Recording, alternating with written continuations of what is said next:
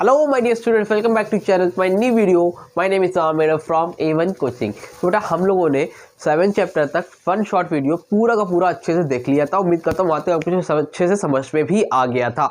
आज हम लोग बात करेंगे chapter number 8 fundamental concept of cost. कोई बच्चा ऐसा पहली बार इसको नहीं पता, उसको मैं बता दूं कि लास्ट ईयर के पूरा का पूरा सिलेबस कॉमर्स का और इकोनॉमिक्स का ऑलरेडी अपलोडेड है। आप लोग चाहो तो वहां से भी जाके पढ़ सकते हो, बट वो पार्ट्स में थे। अब हम लोग वन शॉट कर रहे हैं ताकि कम टाइम में आपका सिलेबस जल्दी कवर हो जाए। तो जल्दी से स्टार्ट करते हैं और इसको भी कंप्लीट करते हैं। तो इसमें जो बेटा हमें सबसे पहले जानना है वो बेटा क्या है आपका कॉस्ट। तो कॉस्ट का मतलब क्या होता है? कॉस्ट का मतलब समझते हो ना। नॉर्मली देखो कॉस्ट का कोई एग्जैक्ट मीनिंग नहीं है। कॉस्ट अलग अलग पर्सन पे अलग अलग वेरी करता है। जैसे मान लो मैं जो हूं, ये मार्कर देख लो, ये मार्कर मैंने बनाया।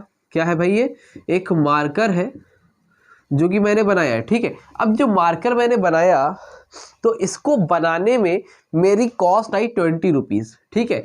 तो मेरी कॉस्ट कितनी है? 20 रुपीज़। तो इसको बनाने में जो खर्चा लगा तो मेरे लिए इसकी कॉस्ट कितनी है? 20 रुपये। भाई इसको बनाने में जो खर्चा लगा वो मेरे लिए कॉस्ट है। लेकिन कोई कस्टमर आया, पूछ रहा भाई साहब ये मार्कर की कॉस्ट क्या है बता दीजिए, कितने का? प्राइस को कॉस्ट भी तो बोलते हैं ना, कॉस्ट क्या है? तो मैंने बोला सर 30 रुपीज़। तो जो कस्टमर है उसके लिए कितने का है? 30 रुपीज़ कॉस्ट है।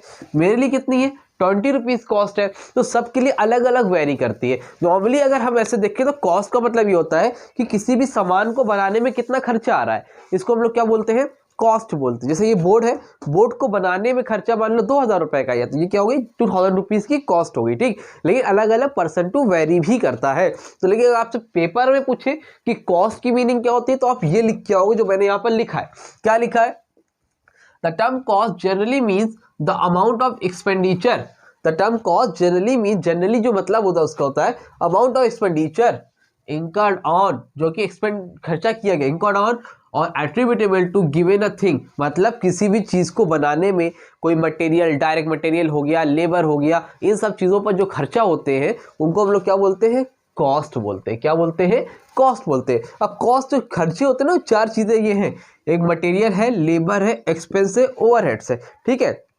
कॉस्ट कहाँ होती है? चार जगह पे खर्चे होते हैं, मटेरियल, लेबर, एक्सपेंसेस, ओवरहेड्स। तो इसी को हम लोग एलिमेंट्स ऑफ कॉस्ट भी बोलते हैं। तो कॉस्ट के चार एलिमेंट्स हैं, मटेरियल है, लेबर है, एक्सपेंस है और ओवरहेड्स है। मटेरियल का मतलब जो मैं मार्कर बना रहा था तो मार्कर बनाने में क्या क्या लगा? प्लास्टिक लगी, निब लगी, इंक लगी, है ना, तो ये कैप लगा, तो बहुत से ऐसी चीजें लगी।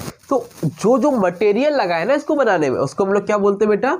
मटेरियल को, मतलब जो लगा है उसको, जो चीज़ इसको बनाने में लगी है उसको हम लोग क्या बोलते हैं? मटेरियल बोलते हैं। अब इसको बनाने के लिए कौन आया होगा भाई?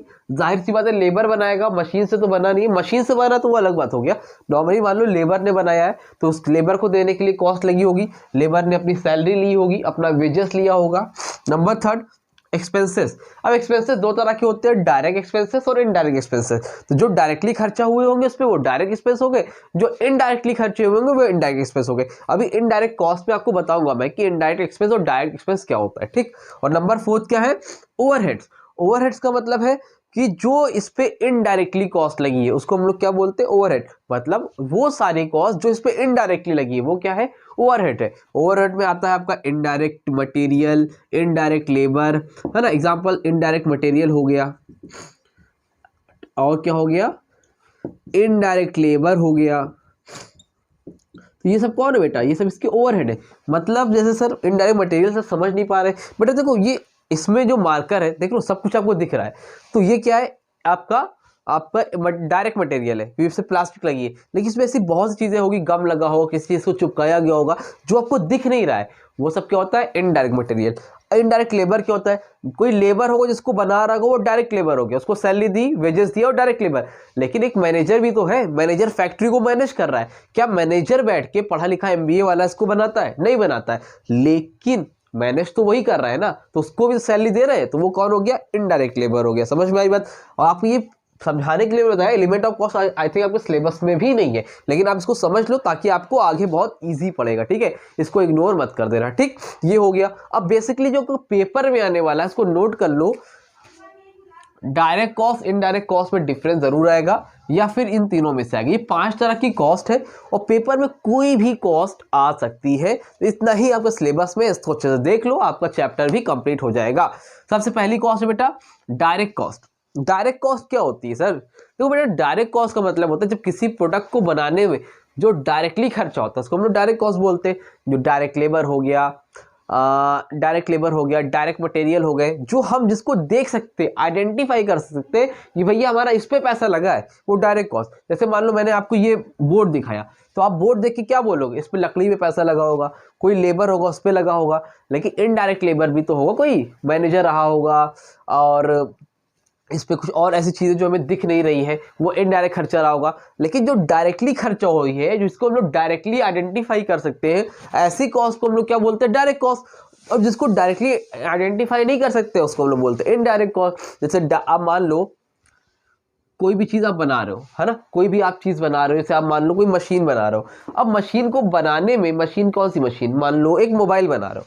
अब मोबाइल को बनाने में बना कौन रहा है इसको? लेबर। इसमें कुछ ना कुछ ट्रांसफार्मर लगा होगा, जैक लगे होंगे, कैमरे लगे होंगे, लेंसेस लगे होंगे। जो सारी चीज़ आप आइडेंटिफाई कर पा रहे हो वो सारी की सारी चीज़ें क्या है?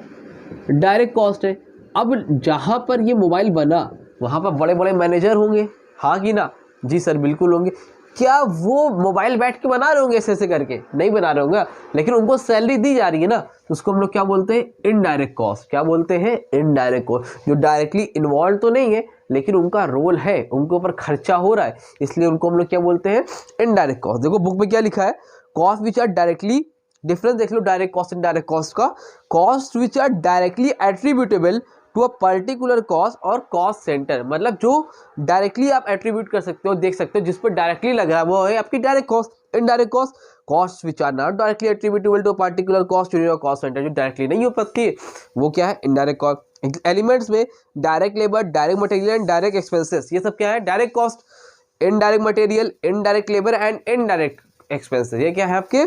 Indirect cost. Sugar cane use to manufacture sugar, sugar cane का यूज होता है, एग्जांपल में दिया है इन्होंने, sugar cane use to manufacture sugar. Sugar cane यानी गन्ने का यूज होता है शुगर को बनाने में, तो गन्ने का जो खर्चा हो रहा है वो डायरेक्ट कॉस्ट है।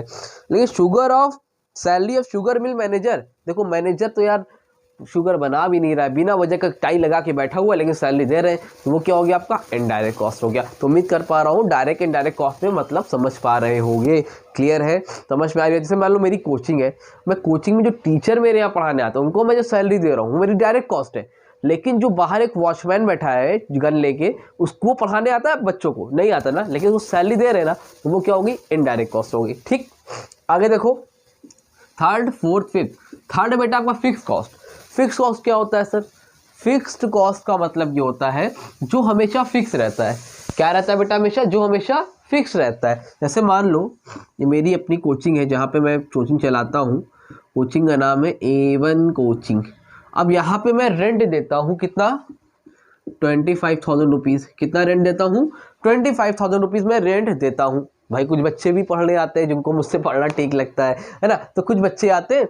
तो अब ये बताओ, इस मेरी कोचिंग में 10 लोग पढ़ने आए, 20 स्टूडेंट्स पढ़ने आए, 30 स्टूडेंट्स पढ़ने आए, 40 आए, 50 आए, क्या मेरा रेंट हमेशा फिक्स रहेगा 25,000? समझ में? हो सकता है एक भी बच्चा ना आए, गर्मी की छुट्टी होगी, एक भी बच्चा पढ़ने नहीं आ रहा है, क्या मुझे ये रेंट देना पड़ेगा? हाँ कि ना? इसको हम लोग क्या बोलते हैं बेटा? Fix cost. जिसको आप चेंज नहीं कर सकते हो वो क्या होती है? आपकी फिक्स कॉस्ट होती है। क्लियर? वेरिएबल कॉस्ट क्या होती है? जो चेंज होती रहती है। क्या होती है? जो चेंज होती रहती है। समझ में आ रही बात? जैसे मुझे ज़्यादा काम कराना है, प्रोडक्शन में एक दिन में 100 कराता था, अब मैं 100 से 110 कराना चाहता हूँ, तो लेबर बढ़ा दिया, तो वहाँ पर लेबर को और पैसा देना पड़ेगा, तो वो क्या हो जाएगी? Variable cost. लेकिन यहाँ पर कोई चेंज नहीं हो सकता है, जहाँ पर आप कुछ चेंज नहीं कर सकते वो फिक्स कॉस्ट है, भाई उतना तो आपको देना ही पड़ेगा। लेकिन वेरिएबल कॉस्ट क्या है? जो वेरी करती है, जो कम या ज़्यादा हो सकती है, उसको हम लोग क्या बोलते हैं? Variable cost. जिसमें चेंज नहीं होता है, लिख लो डज नॉट चेंज, और यहाँ पर क्या होता है? चेंज।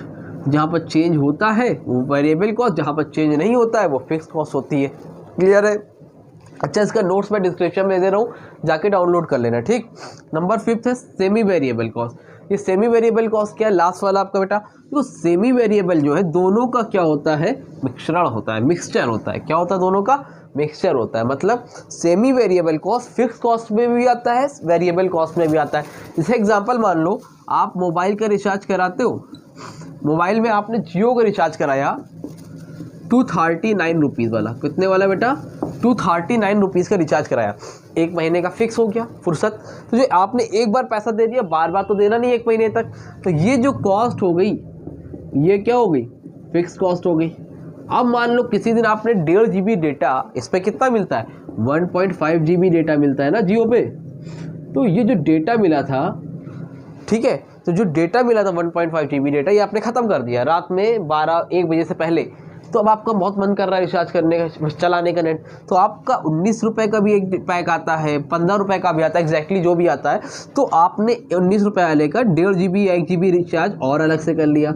अब ये बताओ जो आपने अलग से रिचार्ज कराया, ये क्या है आपका वेरिएबल, मतलब 2009 का आपने फिक्स तो कर लिया है, लेकिन यहाँ पर क्या हो रहा है, आप चेंज भी कर सकते हो। तो मतलब जहाँ पर फिक्स भी रहे और चेंज भी होता रहे, उसको हम लोग क्या बोलते हैं, semi variable cost. Is that clear, समझ पाया। आपने लैंडलाइन लगवाया, एग्जांपल दिया है, आपको एक फिक्स कॉस्ट 200 रुपये देना है, लेकिन अगर आप कॉल वगैरह करोगे तो उसके बाद आपको एक्स्ट्रा चार्जेस देने पड़ेंगे, उसको हम लोग क्या बोलते हैं, सेमी वेरिएबल कॉस्ट। तीनों की, पाँचों की मीनिंग और इन दोनों का डिफरेंस जरूर से लर्न कर लेना, पेपर में आने की मोस्ट प्रोबेबिलिटी, जैसे चांसेस क्या है, गारंटी देता हूँ 1 2 3 4 100% आपको इसमें से कुछ ना कुछ इन दोनों में से एक डिफरेंस देखने को जरूर मिलेगा, चाहे वो डायरेक्ट इनडायरेक्ट कॉस्ट का हो, चाहे फिक्स हो वेरिएबल कॉस्ट को, 100% मिलेगा। तो जरूर से देख लेना। तब भी कोई डाउट रह जाता हो तो कमेंट सेक्शन पे या इंस्टाग्राम पे कांटेक्ट करो, इंस्टाग्राम की आईडी मैंने डिस्क्रिप्शन में दे रखी है। और बस आज ही आपको कोशिश करूंगा 9, 10 चैप्टर, जितने भी चैप्टर हैं जल्द से जल्द 26 जनवरी से पहले सब कुछ कंप्लीट करा दूं, और इकोनॉमिक्स भी आपका 2 से 4 दिन के अंदर हो जाएगा। और कोई टेंशन वाली बात नहीं है, किसी को बहुत जल्दी है तो लास्ट एक सिलेबस है, ये नहीं है कि अपलोडेड नहीं है, तो आप जाके उसको भी पढ़ो, बहुत ही बेहतरीन है। सारे बच्चे उसी वीडियो से पढ़ के 100 ऑफ 100 भी लेकर आए हैं। तो पूरा का पूरा सिलेबस है, ऐसा नहीं है वो प्रीवियस ईयर का वो वर्क नहीं करेगा, दोनों ही वर्क करेंगे, ठीक है। तो मिलते हैं न्यू वीडियो में, वीडियो अच्छी लगी तो लाइक करो, चैनल को सब्सक्राइब करो। तब तक के लिए थैंक यू सो मच।